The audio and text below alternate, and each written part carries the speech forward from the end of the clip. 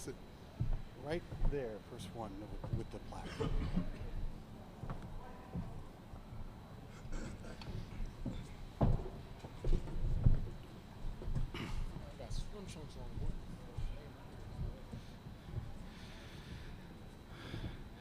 The victorious Florida State Seminoles are first up. They represent the ACC. They are the number 9 seed in the West, and they are going west to Los Angeles to play Gonzaga in the Sweet 16. The student athletes up here are Trent Forrest, Terrence Mann, and P.J. Savoy. The head coach is Leonard Hamilton. We're going to have him start off with a statement, and then we'll have questions for all 4 gentlemen from Florida State. Leonard, please. Xavier's a really, really good basketball team. They're well coached. They're extremely talented. They shoot well from the free throw line. They shoot well from the 3. They are extremely physical. They defend. They changed their defenses, and they gave us a lot of challenges throughout the game.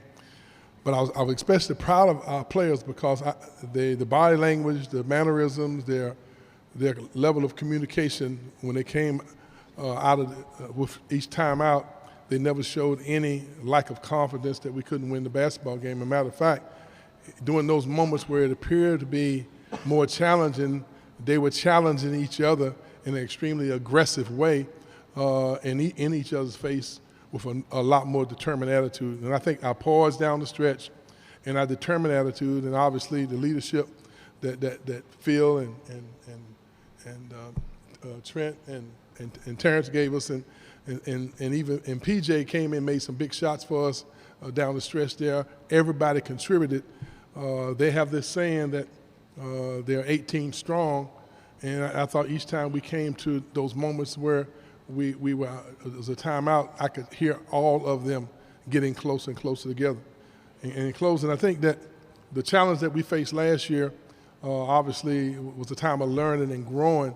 We probably were a lot more talented than we were last year, but the challenges that we had to endure, I thought we gained wisdom from, and I think that as a result of the wisdom we had last year, we were more focused, and I thought that really pulled us through today because of the wisdom we gained from the challenges we had to overcome from last year.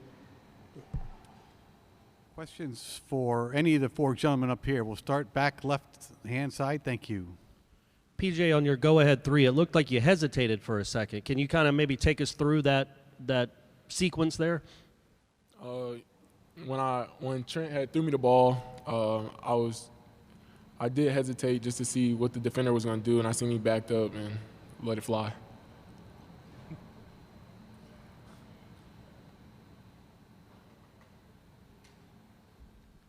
Trent, what's that feeling like when you see that ball go in, and all of a sudden now you have a lead over number 1 seed with a minute left? It means a lot. We just can accredit it to defense really being able to get stops and being able to get out. So I feel like that just transitioned right into our offense being able to get stops.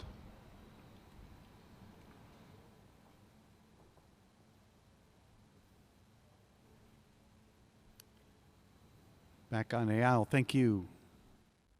Leonard, can you describe this tournament as a whole? There's been so many upsets, and it seemed like this is such a wide-open field this year. I think what you see happening in college basketball, it's almost like a revolution, and what happens is you start categorizing people by the reputation that their players get going into college. But in reality, kids are playing basketball all over the country, and teams are getting better. And just because maybe they might not be in one particular conference, or maybe they're not considered to be one of the more traditional rich schools, people are playing basketball. And I really don't think at this level you can really call them as much upsets as is just what they call March Madness. See, sometimes the team that's the most talented might not necessarily win the game. It's the team that's playing well at that particular time. I can't say that we maybe are much better than Xavier, but we were much better than Xavier in the last 2.5 minutes of the game. And sometimes when the games are close, that's all that's important. And I think that's what you see happening there. There are teams that find a way in that moment to get that mental and emotional challenge or advantage, and they make plays. And that's why I think the NCAA tournament is the greatest sporting event of all sports. Terrence, your coach wasn't sure you'd be able to play today when we talked to him yesterday. What was the healing process for you? Was there ever a chance you weren't going to play? I didn't know that Terrence, I had put my starting lineup in, and I didn't have any idea that Terrence would be able to play. But I noticed he started riding the bicycle and warming up. I could just see it in his eyes. He really wanted to be with his teammates. And after I had put the lineup in, he said, Coach, I think I can go. And I asked him, I said, are you sure? And he said, yes, I'm sure. And I went out on the court, and I found out that he was going to be able to play maybe 2 minutes before I walked out of the locker room.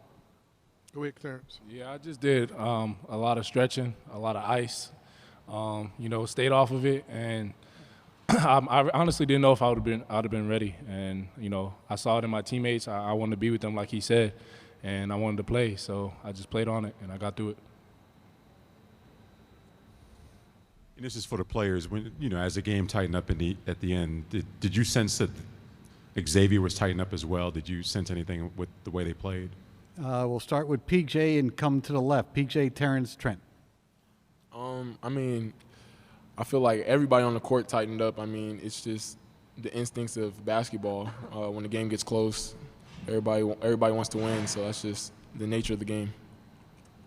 Yeah, like what he said, everyone was out there tightened up. We knew the game was getting close. They sensed that we was coming back. They missed a couple shots, and they took good ones, but, we ended up getting the rebound, headed our way, and doing what we had to do.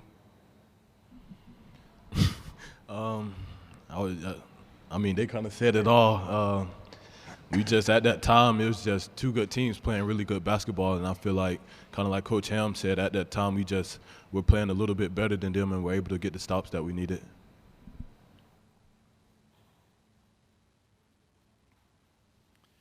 Anything else for the gentleman from Florida State? Okay, thank you. Congratulations.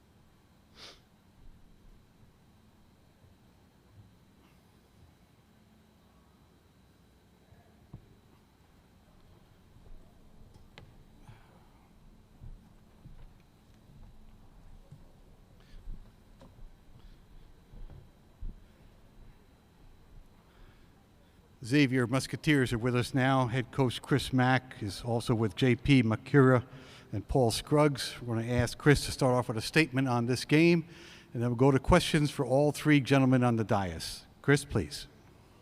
Well, obviously a tough loss for our group. Pretty emotional. Ending the finality of what I think is the greatest sporting event in our country. It's tough. I've got a group that I love being around. I love coaching. Our seniors have been amazing, not just this year, but throughout their entire career. I couldn't ask for a better group, a more selfless group, a group that thinks about team before self. And so I'm going to miss coaching them. I'll tell you the reason that we're not moving on, turnovers on our part caused by a tremendous amount of pressure from Florida State. We didn't hit our free throws when we had the ability to maybe stretch the lead. That really hurt us. We've been a really good free throw shooting team all year. And then we gave up some offensive rebounds, and it was just sort of the cumulative effect of all those things. And so Florida State moves on, and it was tough for our group, but a year ago it was tough for them. And I'm proud of what our group's accomplished this year. I wish we could just keep going. Start right here in the aisle. Thank you. Chris, I know a lot of the conversation you have with your guys you like to keep in-house, but speaking in generalities, what was your message to the group after an experience like that?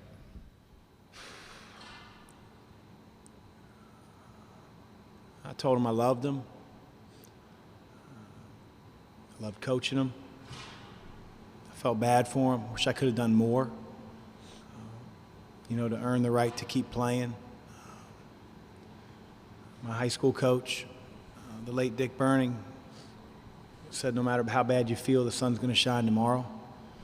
And if this is the worst thing that happens to our group or as individuals, we're going to live a pretty good life. So I'm just sad I can't keep coaching them. Hey, Chris. Coach Hamilton said yesterday that Trayvon obviously is a very good player and a big linchpin to your team. Today, do you think that they did anything special on him defensively? Was he getting shots that he normally would have, in your opinion? Well, he didn't have his best game, and I give a lot of credit to Florida State. They're an excellent defensive team. They pressure. They didn't lose him often. Playing Kaiser at the 4, pushes Trey to the 3 a little bit, and now he's guarded by a little bit more of a versatile athletic guy instead of their 4. Naj couldn't play the amount of minutes that he's been, playing normally here as of late. He played 12 minutes, and he was hobbling through those 12 minutes. So, it pushes Trey to a position that there's a little bit more athleticism, a little bit more quickness on him. And but that didn't win us or lose the game. We've won games this year where Trey didn't score 20 or 25. We've been so much more than a one-man team, and that's a credit to him and our seniors for having that type of mentality. So, again, credit Florida State. They're a little quicker, a little bit more aggressive, and they didn't leave him. For Paul, congratulations on a fine season. What would you like to take from this experience going forward? Well, this was a wonderful experience, and I thank all of the seniors. They taught me so much. They're a great group of leaders, and I just thank them.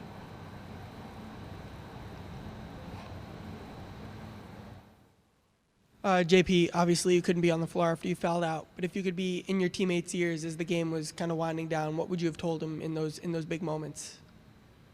I mean, what I did tell them was to stay poised and take care of the ball and make plays. Unfortunately, down to the end of the game, they made more plays than us and they won.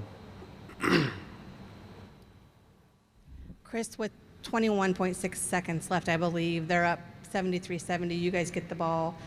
Karam takes the shot and it's an air ball. Is that the shot you wanted? I mean, it's a shot he's taken before and made, just didn't have a lot of muscle behind it.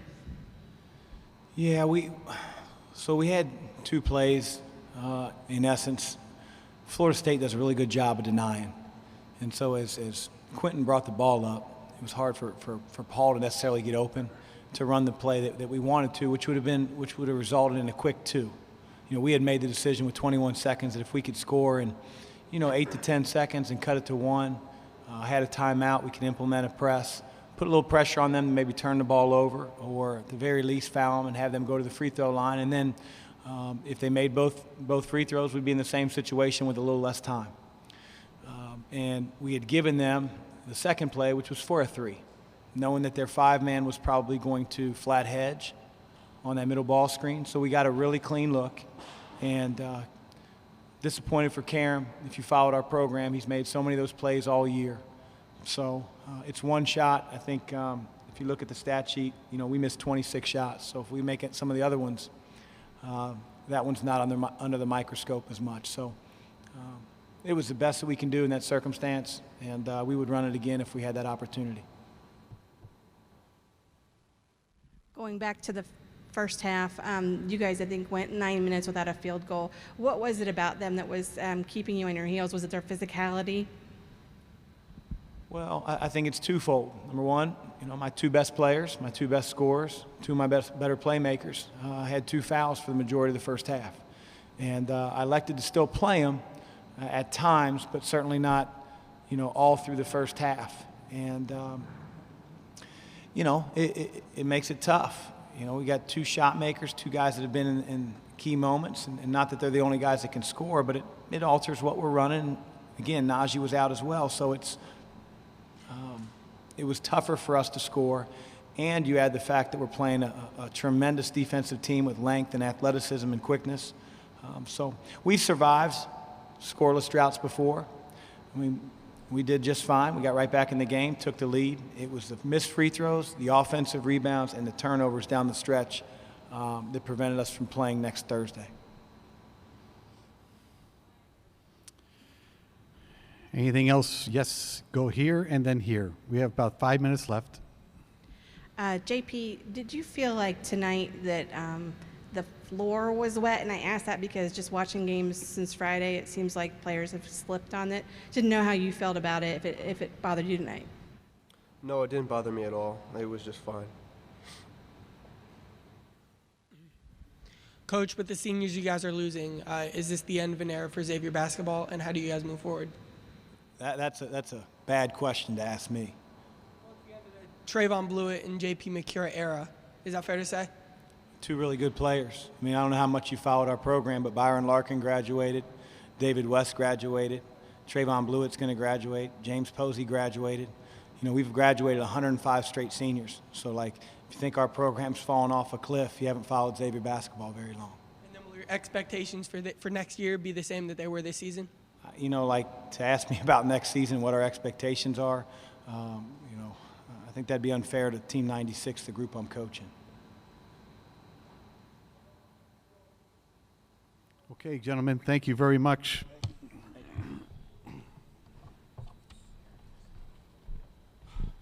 Good luck. Very luck. You're a class act. Thanks, Terry. Thank you. Good luck.